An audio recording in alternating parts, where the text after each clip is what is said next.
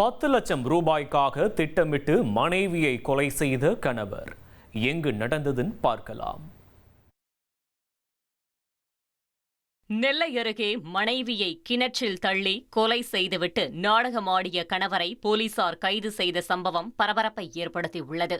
மானூர் குப்பனாபுரத்தைச் சேர்ந்த அந்தோணி என்பவருக்கும் பாக்கியதாய் என்பவருக்கும் கடந்த 9 மாதங்களுக்கு முன்னர் திருமணம் நடந்துள்ளது.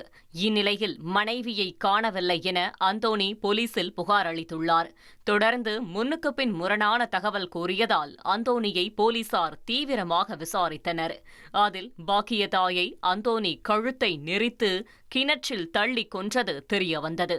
அரசு கால்நடை மருத்துவக் கல்லூரியில் ஊழியராக பணியாற்றும் அந்தோணி மனைவியிடம் பெற்றோர் வீட்டிலிருந்து 10 லட்சம் ரூபாய் வாங்கி வர சொல்லி பிரச்சினை செய்து வந்த நிலையில் அவரை கொலை செய்ததாக தகவல் வெளியாகியுள்ளது.